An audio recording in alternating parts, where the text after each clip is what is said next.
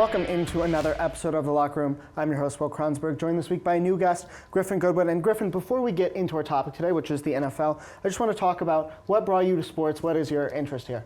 So my dad is actually the man who brought me into sports when I was really young. He would always listen to baseball on the radio, watch games on TV, and he also really liked NASCAR as well. So back home in Richmond, I always go to Richmond International Raceway, and that was just a really fun thing that we like to do. It's something that brought us together. We'd always talk about it constantly when I'd come home from school. It's the first thing we talked about.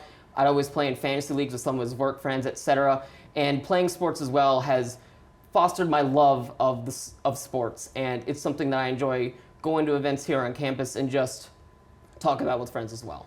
That's really cool. I love to hear it. And now shifting gears to what we're talking about today in particular, I'm sure something that you've seen a lot of your time, with sports is the NFL. We're 5 weeks into the season. What's impressed you about these 5 weeks? One thing that has impressed me the most is the Buffalo Bills. I feel like they are one of the best teams in the league, arguably the best team in the AFC now after they defeated the Kansas City Chiefs in prime time last night. Josh Allen, although he has been scuffling a little bit to start the season, proved that he can be a legitimate MVP contender last year during their postseason run. And he has a better receiver core this season than he's ever had before. Emmanuel Sanders, Cole Beasley, and now Dawson Knox emerging as a sleeper tight end pick. He's been getting a lot of those touchdown balls. And the defense has been absolutely incredible with 2 shutouts, leading the league in turnovers. I honestly think they are the team to beat in the National Football League so far this season.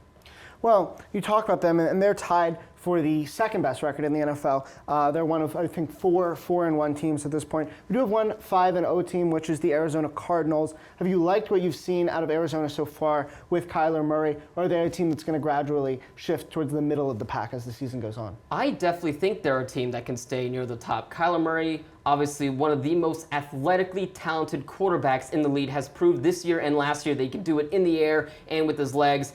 And they've always had players on that team that have been able to perform. Obviously, their acquisition of DeAndre Hopkins a few seasons ago as the #1 wide receiver for that team has definitely helped them out. And they've beaten some legitimate teams. Obviously, you got the Los Angeles Rams, who are second in that division. They were able to beat them, and it's going to be interesting to see how those two teams pan out throughout the rest of the season. But I do see the Cardinals eventually winning out. And we go from a team like the Cardinals or the Bills, who are at the top of the stack, to a couple teams who aren't faring so well so far in the season. We have 2 0-5 teams and a variety of teams with just 1 win. What have been your biggest disappointments so far? I definitely think the 2 teams at the bottom have been extremely disappointing to me. The Detroit Lions, obviously getting rid of Matt Stafford during the offseason. We all knew there was going to be a little bit of a downgrade after that, even though they are getting a relatively talented quarterback in Jared Goff. And 2 of their losses this season, they've been able to stay in the thick of games, but they've had 2 heartbreaking field goals at the very end of the game that have pushed them to an 0-5 as opposed to a 2-3. And looking at Jacksonville, Trevor Lawrence has been all right with them as well. There isn't much for him to do there, so it's not entirely his fault. But there's obviously some organizational problems, as we all know, that are likely keeping the Jaguars from achieving their full potential, which may be middle of the road at best. Well, of course, you mentioned with the Jaguars as well as the Raiders, both of them have seen a lot of organizational issues just over the past week. But looking specifically at Trevor Lawrence, the first of 5 quarterbacks selected in the first round in this year's draft, he, as well as Zach Wilson, Justin Fields, and 2 other players, which ones have been the worst and the best so far? How has this quarterback class fared? Out of the top 5 quarterbacks selected in this most recent draft, I think Mac Jones has done the best. And I'm not saying that he has been exceedingly good, because he hasn't. He has been consistent for the New England Patriots team that's still trying to find their way after having Tom Brady leave a couple seasons ago. And he's done fairly well. 135 for 190, 1,243 yards, and a pretty even touchdown interception ratio. He's been consistently performing. He hasn't been great, hasn't been bad, but he's doing relatively well for them. I think Lawrence and Wilson, as I mentioned before, don't really have too much with their team, so obviously not all of their struggles can't be put entirely on them.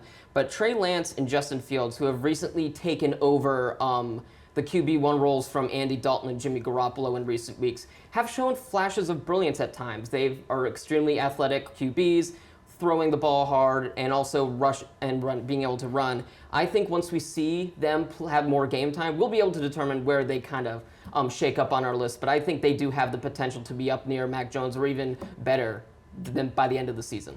So let me ask you this. Obviously, it's sort of a mixed bag. Some of them just inheriting the job due to injury or inconsistency of the incumbent quarterback. And really that speaks to teams that aren't historically as good or haven't been recently, maybe a weak scheme or a weak offensive line. We talk about the Jets, even the Bears, and of course the Jaguars. So is it true, are we getting a true show of quarterback skill, or are all 5 of these quarterbacks really just benefiting or being detracted from based on the infrastructure around them?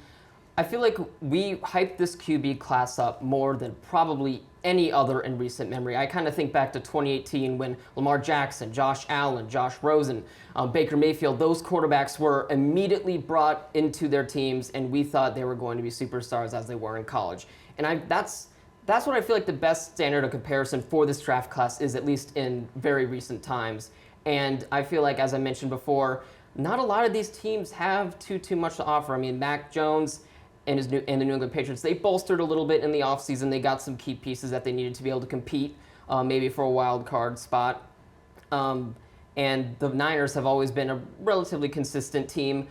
Obviously, they're not going to be as good as, say, the Seahawks, the Rams, and the Cardinals in that division, but they also have some weapons as well. Jacksonville and the Jets, they don't really have too much there either, but I still feel like, as I mentioned before, once these QBs ease into their roles, I feel like their brightness will be able to shine through. Obviously, it's going to be hard. There's just so much pressure that is on these QBs, being drafted so high, performing so well in college, that they feel like they have to make the name for themselves as soon as possible. But that's not the case. They can take a couple years to develop, as obviously the teams can afford to take a couple years for them to develop. But once, maybe around next year, is when we can start hitting the panic button if they haven't started to pan out. So from the new quarterbacks, the freshman quarterbacks, to a couple of sophomores who were reunited with some college buddies of theirs at the receiver spot. You look in Cincinnati, who's had really unexpected success.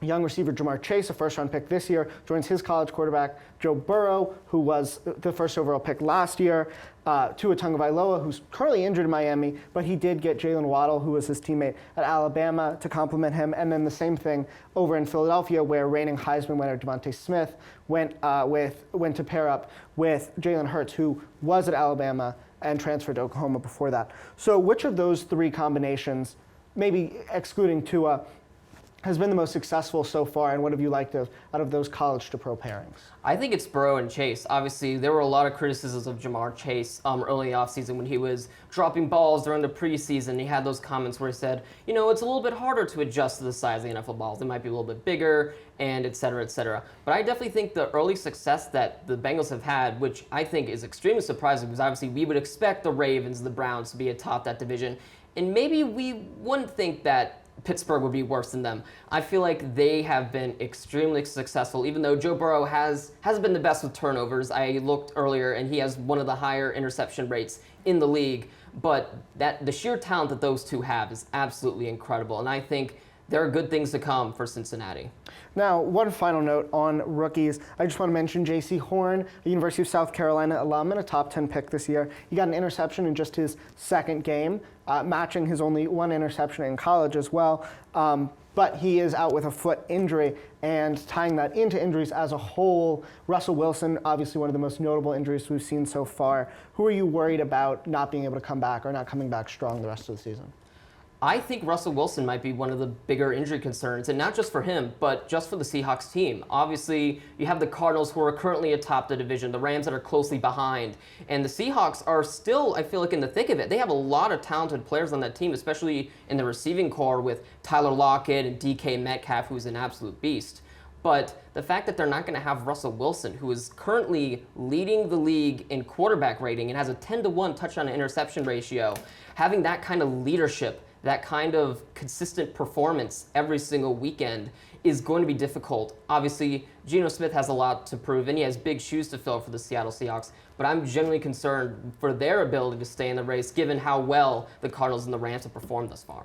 Well, the bright side for the Seahawks, for the 49ers with an injured quarterback, Jimmy Garoppolo, even the Jaguars and the Lions, is that we still have 13 weeks left in the NFL season. Each team has either 12 or 13 games left, depending on whether or not they've had their bye week. So there's a lot more to come in this NFL season, but for right now, that'll do it for us on this episode of Locker Room. For Griffin Goodwyn, I'm Will Kronsberg. Thank you so much for watching.